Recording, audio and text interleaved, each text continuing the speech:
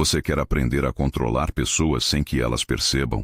Então precisa encarar uma verdade desconfortável. Na maioria das vezes, não é você quem está no controle. Suas reações são previsíveis. Seus gatilhos emocionais são identificáveis. Seu comportamento pode ser antecipado com precisão constrangedora.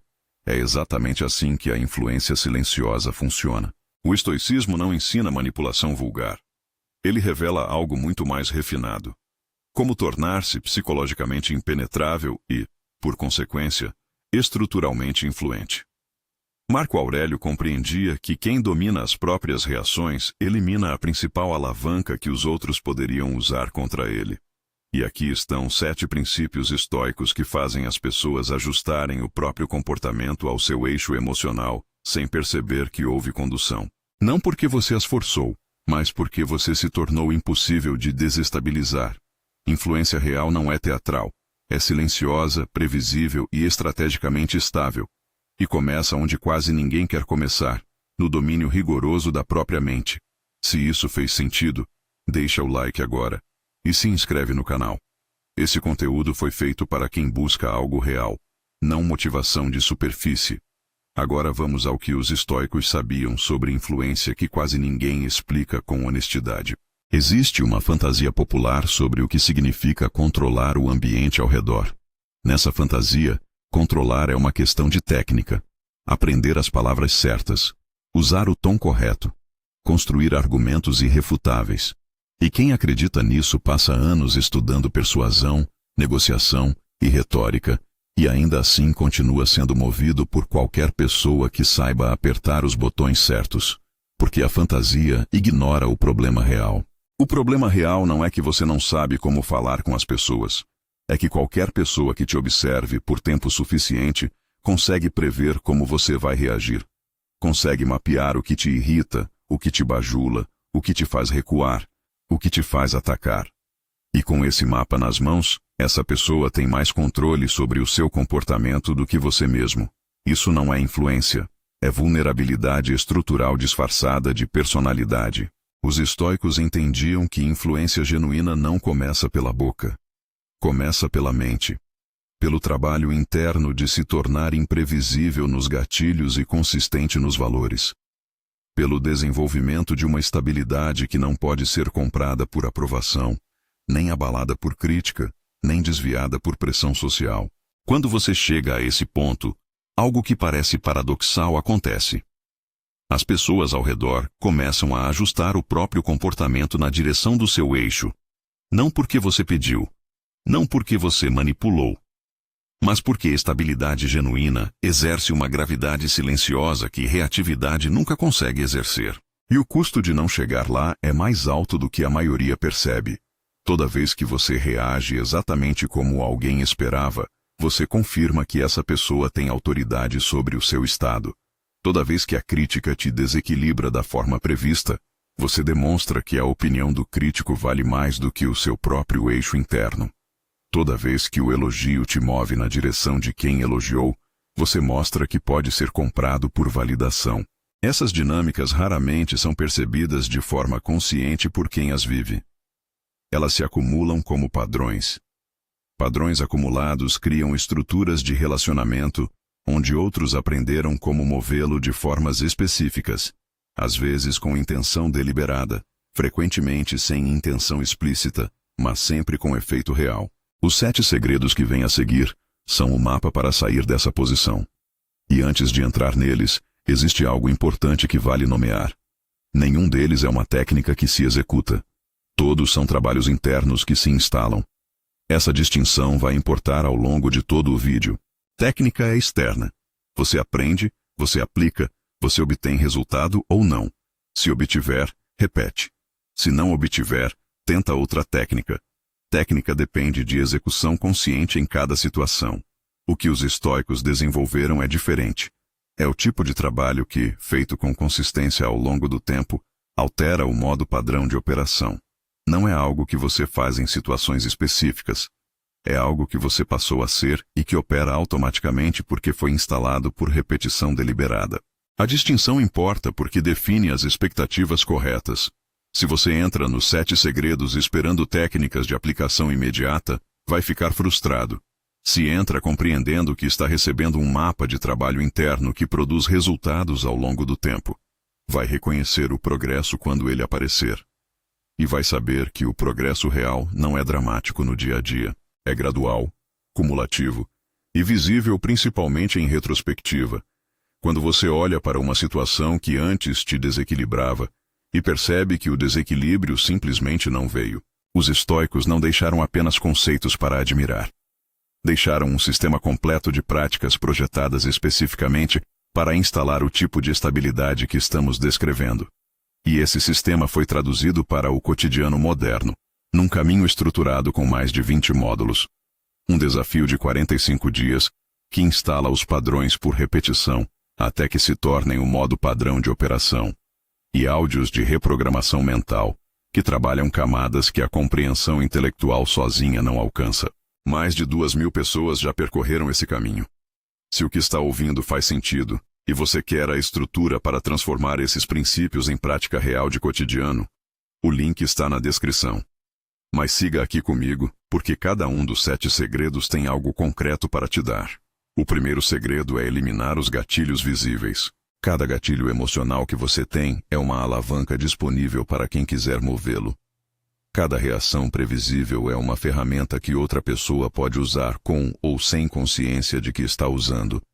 E a maioria das pessoas carregam um conjunto inteiro de gatilhos não examinados que funcionam como manual de instruções de como perturbá-las. Você fica irritado quando interrompido. Recua quando criticado publicamente. Expande quando elogiado. Fica na defensiva quando seu julgamento é questionado. Reage quando alguém ignora o que você disse. Tudo isso é informação. Informação nas mãos de outra pessoa é poder que você entregou sem perceber. Epicteto ensinava que o primeiro trabalho de quem quer operar com algum grau de liberdade é mapear os próprios gatilhos antes que outros o façam. Não para suprimir emoções, para compreender o mecanismo que os produz e desenvolver a capacidade de escolher uma resposta em vez de entregar uma reação automática. A maioria das pessoas descrita como fácil de manipular não é ingênua ou estúpida. É previsível.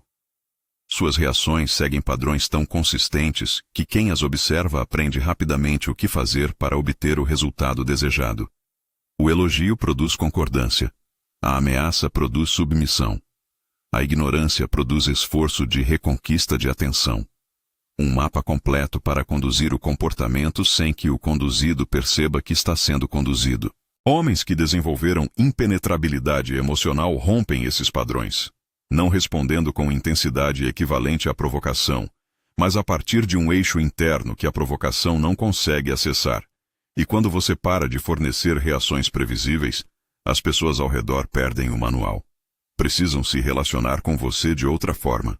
Essa outra forma, inevitavelmente, tende a ser mais honesta e mais direta, porque a condução por gatilho deixou de funcionar. Existe um caminho específico para chegar lá. Durante uma semana, toda vez que sentir perturbação emocional intensa, antes de qualquer resposta externa, anote internamente. Qual foi o estímulo?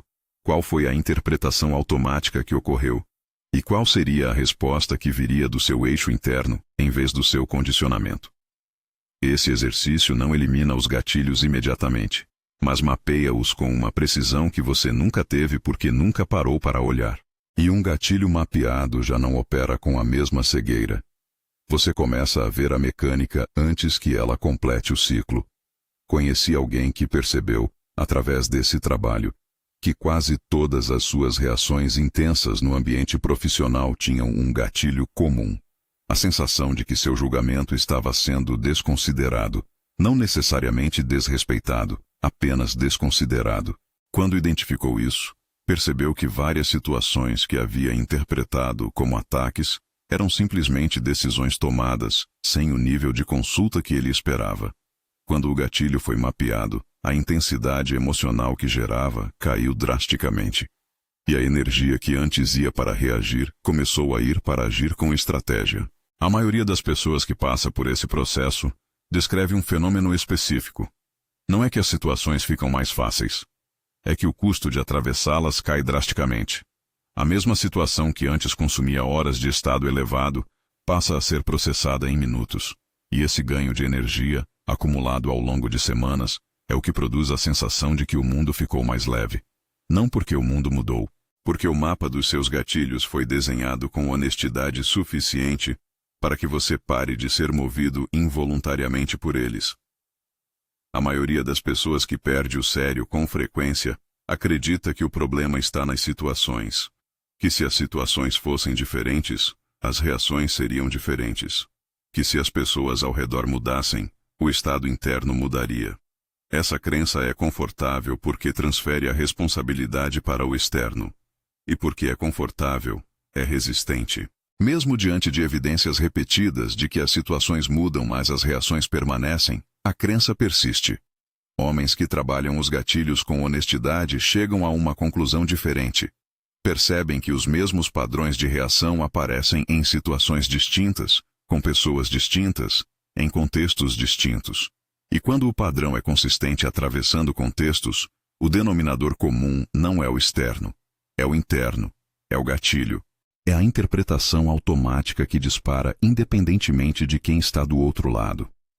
Essa percepção é incômoda, mas é libertadora. Porque o que está no seu interior pode ser trabalhado. O que está no exterior, na maioria das vezes, não pode. Me conta nos comentários. Qual é o gatilho que você percebe que os outros usam com mais frequência em você? Comenta aqui embaixo. Eu leio todos. O segundo segredo é dominar o silêncio estratégico. Existe uma crença amplamente difundida de que influência exige presença verbal.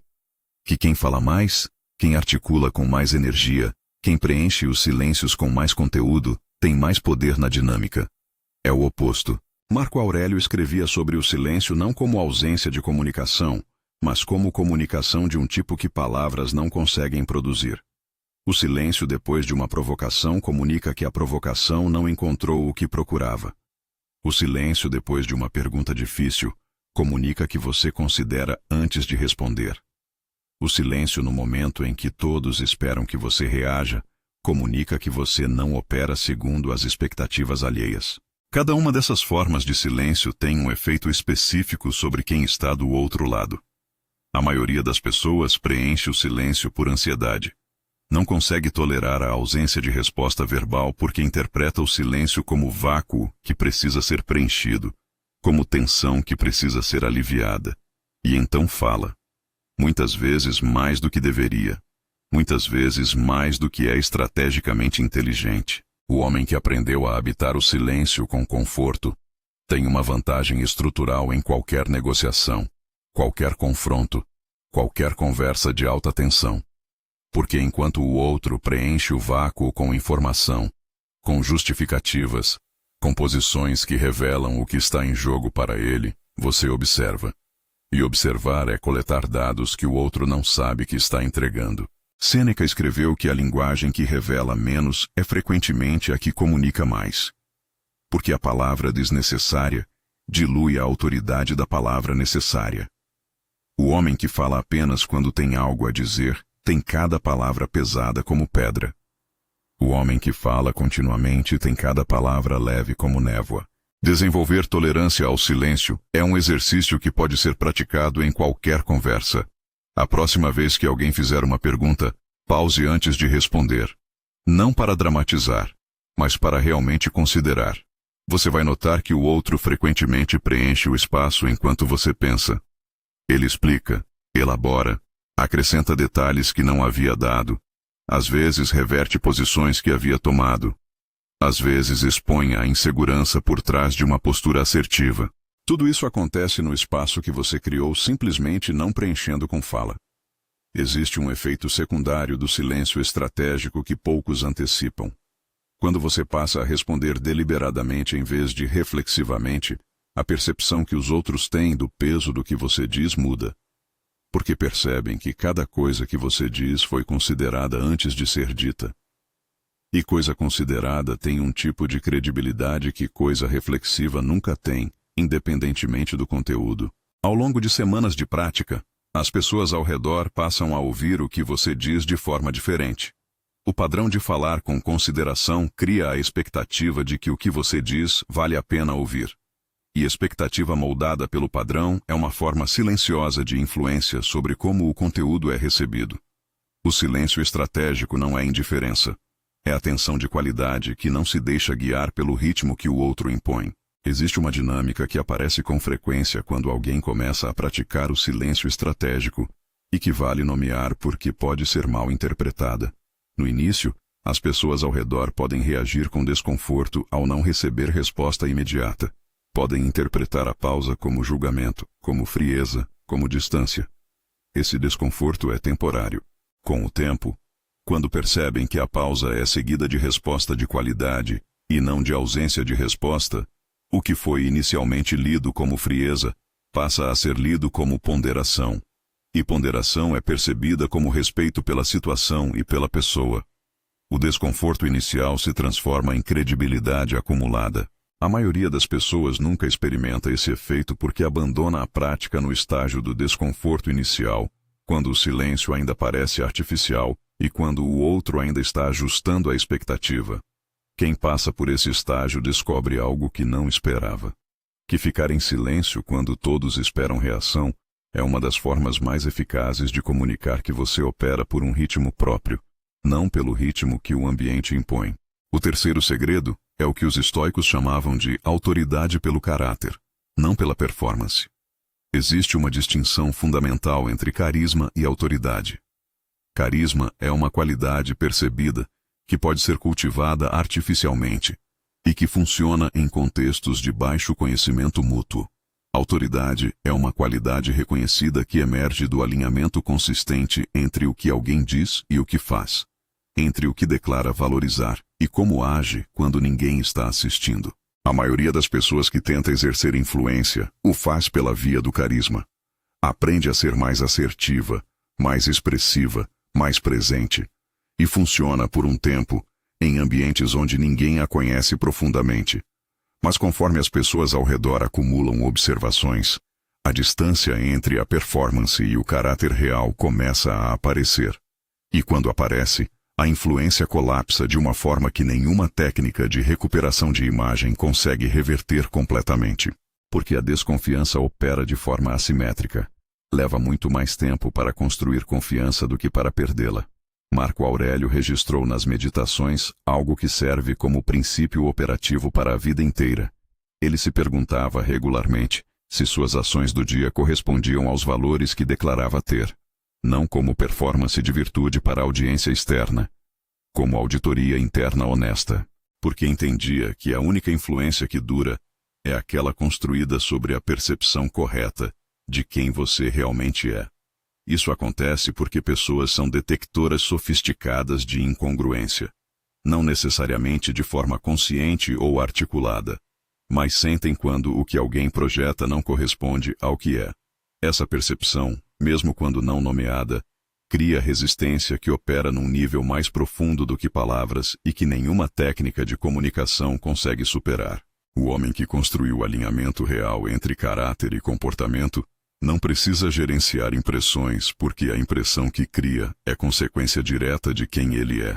E essa autenticidade, percebida pelos outros como solidez, é uma das formas mais poderosas de influência que existe, porque não pode ser falsificada de forma sustentável. A maioria das pessoas subestima o tempo que esse alinhamento leva para ser construído e o impacto que tem quando está consolidado. Não é uma transformação de dias.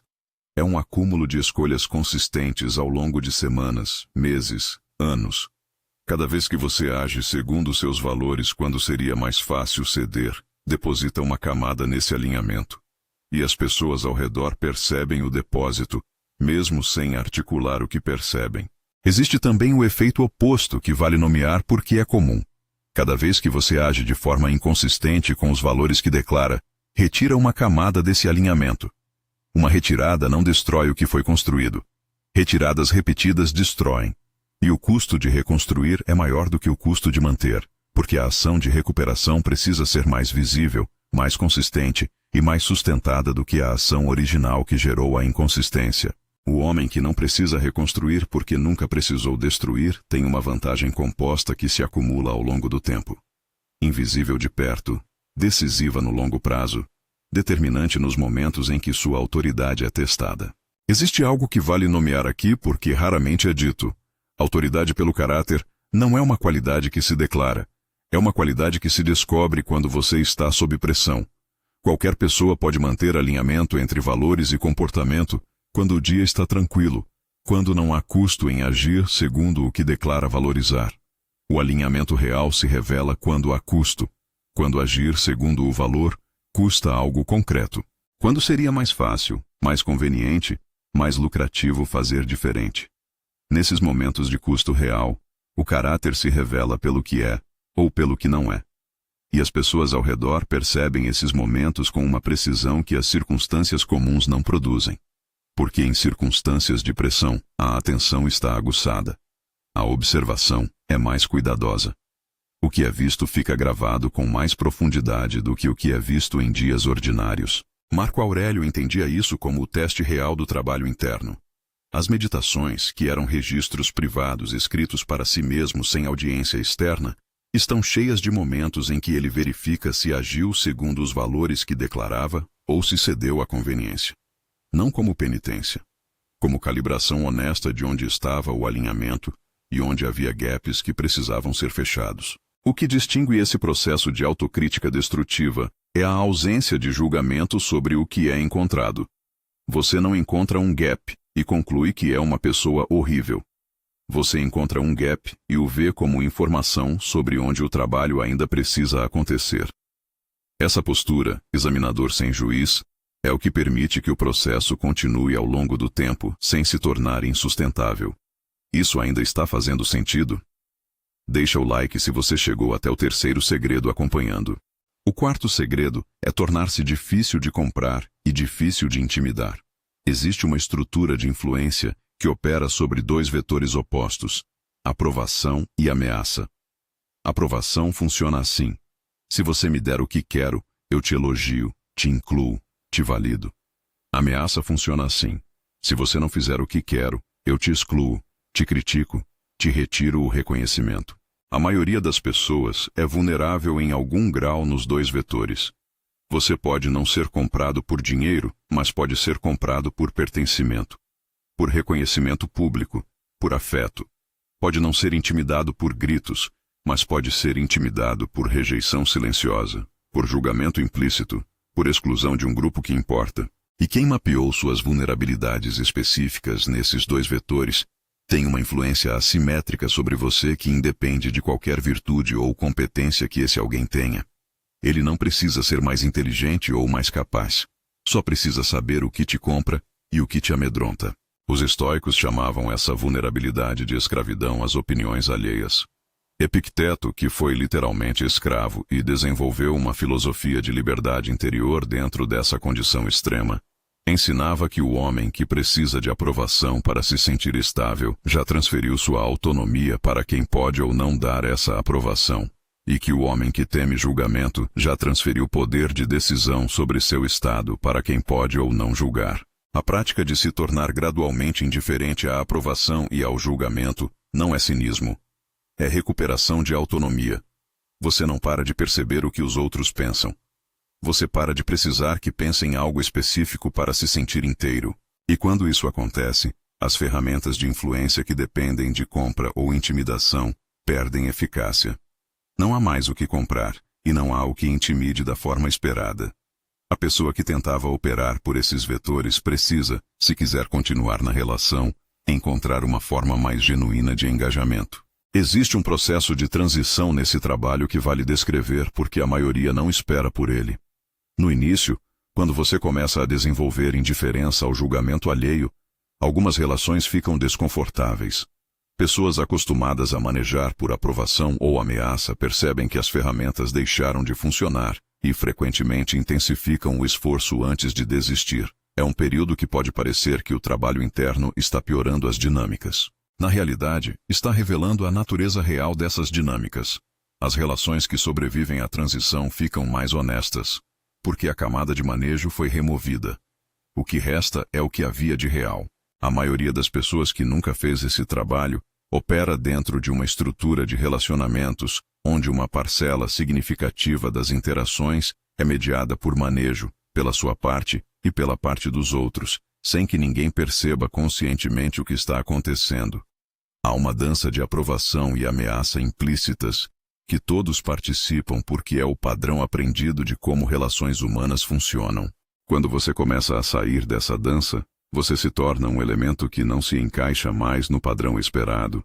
Isso pode ser desconfortável para quem está ao redor, mas é também, para as pessoas que têm capacidade de perceber o que está acontecendo, uma forma de convite. Um convite para uma forma diferente de relação. Mais direta, mais real, mais baseada em substância do que em manejo. Nem todo mundo aceita esse convite. Alguns preferem o padrão familiar, mesmo sabendo que é manejo, porque o manejo pelo menos é previsível.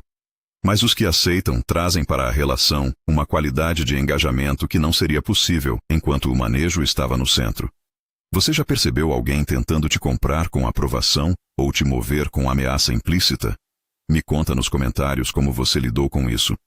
O quinto segredo é o que Sêneca chamava de economia de reação. Cada reação emocional intensa que você exibe em público é informação sobre o que importa para você. E informação sobre o que importa é a alavanca para quem quiser movê-lo, sem que perceba que está sendo movido.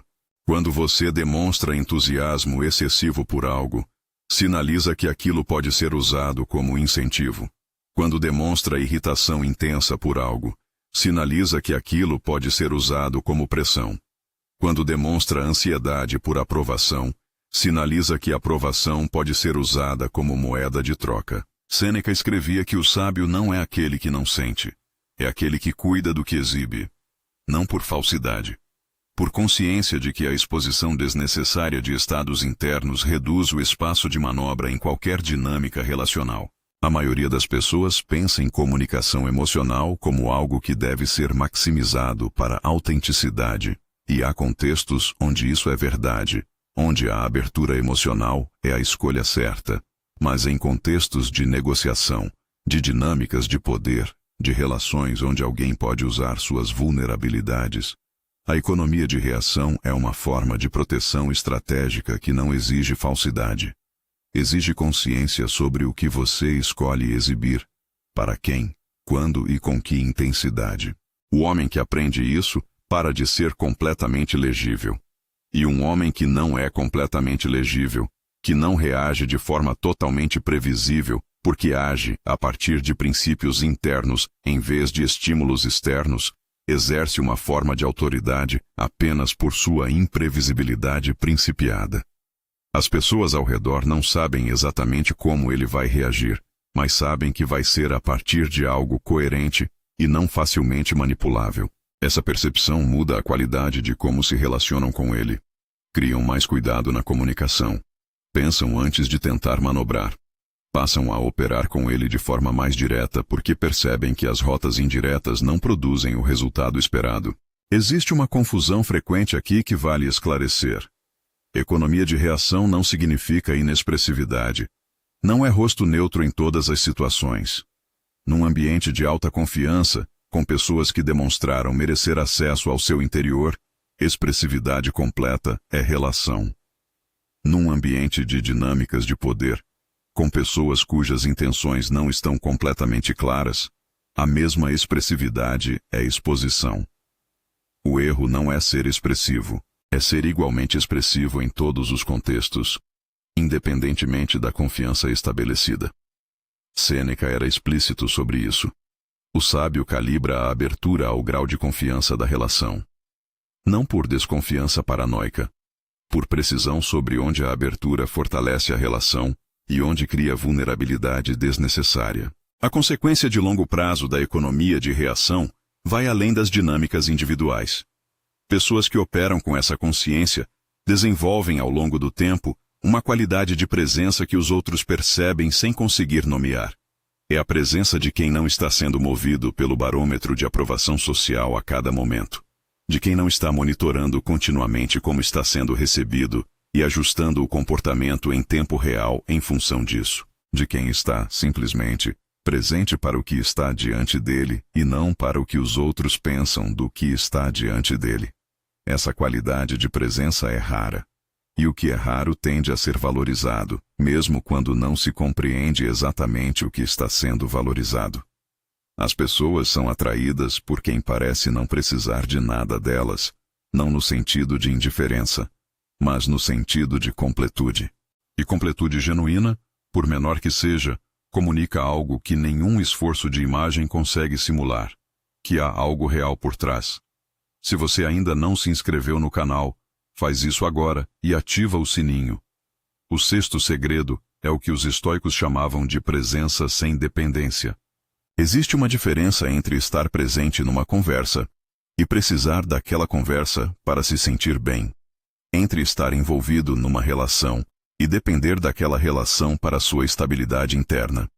Entre querer algo de uma negociação e precisar daquele resultado para sair inteiro. A maioria das pessoas entra em dinâmicas importantes carregando uma dependência que o outro consegue sentir, mesmo que não articule. A dependência do resultado cria uma tensão que vaza no comportamento. Cria urgência onde deveria haver calma. Produz uma necessidade de controle que, paradoxalmente, reduz o controle real, porque é lida pelo outro como ponto de pressão. Marco Aurélio escrevia sobre a necessidade de entrar em qualquer situação, já resolvido internamente, sobre o que é essencial e o que é preferencial. Não resignado. Resolvido. Saber claramente o que nesta situação é inegociável como questão de caráter e o que é apenas preferência que posso soltar sem comprometer o que sou. Com essa clareza, você pode engajar plenamente sem ser dominado pela necessidade do resultado. E quem não precisa de um resultado específico para se manter inteiro, tem uma posição estruturalmente mais forte do que quem precisa. Porque quem precisa tem um ponto onde pode ser pressionado a ceder. Quem não precisa não tem esse ponto. A maioria das pessoas confunde essa postura com desinteresse ou passividade. Não é. É um engajamento mais completo porque não está contaminado pela ansiedade do resultado. Você pode pensar com mais clareza, ouvir com mais atenção, responder com mais precisão quando não está operando sob a pressão de precisar que as coisas saiam de um jeito específico. Conheci alguém que negociava contratos de alto valor com uma característica que as outras partes sempre comentavam. Parecia igualmente sereno em qualquer resultado. Não porque fosse indiferente, mas porque havia feito o trabalho interno de identificar o que realmente era inegociável e o que era apenas preferência. Como a lista do inegociável era curta e clara, havia muito mais espaço de manobra no resto. O outro lado raramente sabia como pressionar, porque não havia onde apertar que produzisse desespero. E sem desespero para explorar, a negociação tinha que se tornar genuína.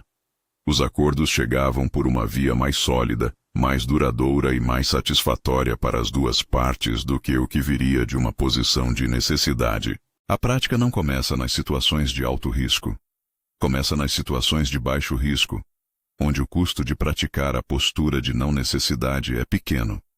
Você pratica nas conversas cotidianas, nas negociações menores, nos conflitos que não são existenciais. E à medida que a musculatura da presença sem dependência se desenvolve nesse contexto menor, ela fica disponível quando as situações importantes chegam, porque no momento crítico não há tempo para desenvolver nada. O que está disponível é o que foi construído antes. Compartilha esse vídeo com alguém que você percebe que perde poder nas dinâmicas importantes, porque chega nelas com dependência visível do resultado. Vale nomear o que acontece internamente quando a postura de presença sem dependência está instalada, porque o efeito não é apenas externo. Internamente, você experimenta uma qualidade de atenção que não estava disponível quando a ansiedade do resultado dominava. Você ouve de forma mais completa porque não está com metade da mente calculando como o que está ouvindo vai afetar o resultado que precisa. Você pensa com mais clareza porque o espaço mental que estava ocupado pela antecipação do resultado passou a estar disponível para o momento real. E há um paradoxo que aparece consistentemente nesse processo. Quando você para de precisar do resultado específico, a qualidade das suas ações em direção ao resultado melhora. Porque as ações vêm de clareza em vez de ansiedade. E ações de clareza tendem a ser mais precisas, mais oportunas e mais efetivas do que ações de ansiedade, independentemente do nível de esforço aplicado.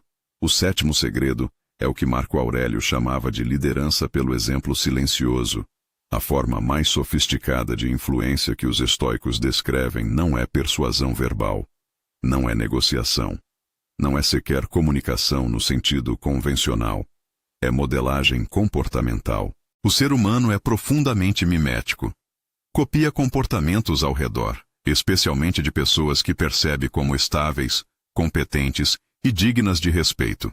Essa tendência opera em grande parte abaixo do limiar de consciência. Você não decide copiar o comportamento de alguém que admira. Você começa a fazê-lo sem perceber, em aspectos que às vezes não consegue nem identificar. Isso significa que o homem que desenvolveu estabilidade emocional genuína, que opera a partir de princípios claros, que mantém presença sem precisar preencher cada silêncio, que não reage a provocações com a intensidade esperada, que não é movido por aprovação nem intimidado por julgamento. Esse homem exerce uma influência sobre o ambiente ao redor simplesmente por existir nele com consistência.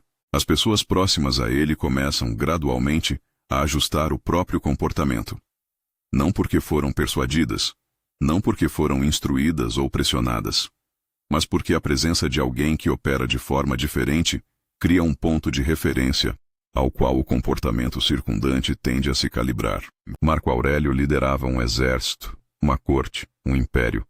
Com essa compreensão, operando como princípio central, sabia que um decreto pode criar conformidade temporária, mas que o caráter cria cultura, e cultura é a forma de influência que não precisa se manter por pressão contínua porque foi internalizada pelos que estão ao redor.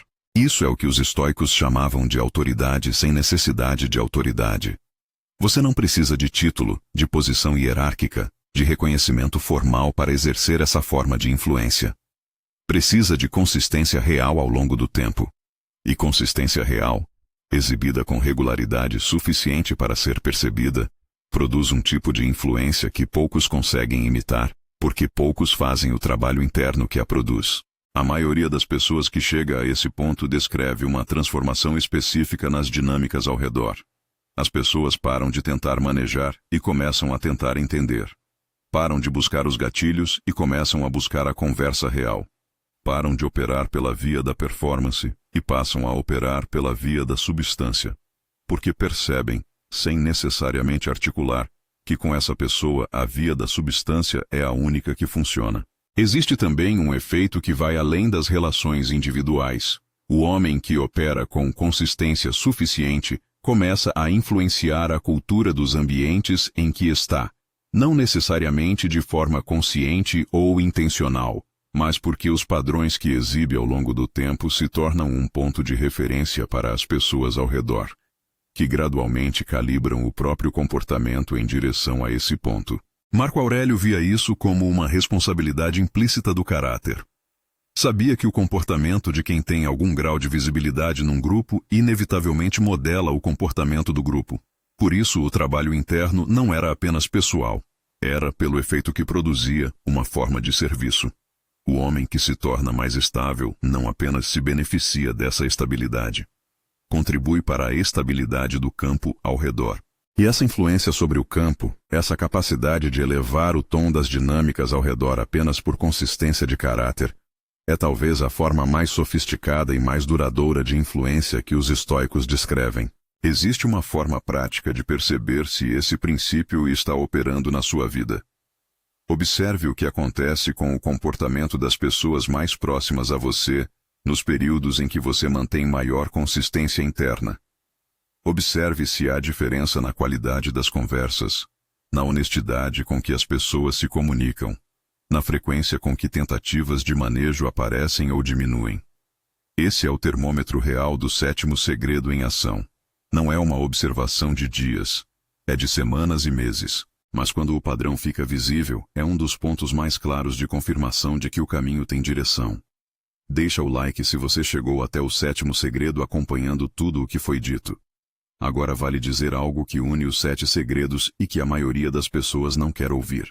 Nada do que foi apresentado aqui é uma técnica. Não é uma sequência de passos que você executa e obtém resultado garantido. É um conjunto de trabalhos internos que produzem uma transformação real, mas que exige algo que técnicas não exigem. Consistência ao longo do tempo. Manipulação é técnica. Funciona no curto prazo, corrói confiança quando descoberta, e exige manutenção contínua porque é uma postura, não um estado. O que foi apresentado aqui é diferente em natureza. Quando você elimina gatilhos visíveis, o resultado é permanente. Quando você desenvolve tolerância ao silêncio, ela fica com você. Quando você constrói alinhamento entre caráter e comportamento, esse alinhamento opera por si mesmo. Não há técnica que precise ser lembrada e executada. Há um modo de ser que foi cultivado. O que torna esse caminho difícil não é complexidade. É o desconforto honesto de examinar os próprios gatilhos, as próprias dependências, os próprios pontos de vulnerabilidade que outros já mapearam antes de você. Esse exame é incômodo. Mas é exatamente esse desconforto que produz a transformação. Existe um ponto específico onde a maioria das pessoas para. É o momento em que o exame revela algo que você não queria ver. Um gatilho que parecia pequeno e que é, na verdade, central. Uma dependência que você havia racionalizado como preferência e que, examinada com honestidade, é uma forma de escravidão a um julgamento que você nem escolheu valorizar. Uma vulnerabilidade que você havia convencido a si mesmo que já havia superado e que está tão presente quanto estava há anos. Esse momento de revelação desconfortável é o ponto de bifurcação. Quem para nele volta ao ponto de partida, mais ciente do problema, mas não mais capaz de trabalhar. Quem passa por ele começa a ter acesso ao que está do outro lado. E o que está do outro lado é a matéria-prima de tudo que foi descrito nos 7 segredos. A estabilidade que não pode ser comprada, a presença que não precisa de dependência, a influência que não precisa de técnica porque é consequência de quem você se tornou. É exatamente por isso que os estoicos não eram apenas filósofos. Eram praticantes sistemáticos. E aqui está uma distinção que separa quem transforma esse conhecimento em prática de quem o mantém apenas como leitura interessante. A diferença entre entender um princípio e ter o princípio instalado como reflexo é a diferença entre saber e ser. Saber que a dicotomia do controle existe não te ajuda no momento em que o gatilho dispara. O que ajuda nesse momento é o reflexo treinado de reconhecer o gatilho antes que a reação se complete. E reflexos se treinam por repetição deliberada, não por compreensão intelectual. A maioria das pessoas que lê sobre estoicismo, que ouve sobre esses princípios, que concorda com o que está sendo dito aqui, vai voltar ao cotidiano e operar exatamente como antes. Não por falta de vontade, por falta de estrutura, porque concordância não instala nada. Prática instala. E prática consistente, em situações reais, ao longo do tempo, é o que transforma princípios em modo de operação. Marco Aurélio tinha exercícios matinais de preparação mental. Tinha revisão noturna das ações do dia. Tinha práticas específicas para cada tipo de situação adversa. Epicteto ensinava em sala, não apenas em texto.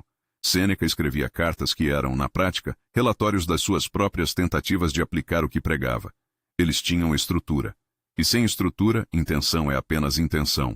Esse sistema de práticas estoicas foi sistematizado numa jornada com mais de 20 módulos que percorre cada um dos 7 segredos em profundidade prática, com exercícios diários derivados das práticas originais dos estoicos, um desafio de 45 dias que instala os padrões por repetição, até que deixem de ser esforço e passem a ser modo de operação, e áudios de reprogramação que trabalham as camadas mais profundas do condicionamento emocional.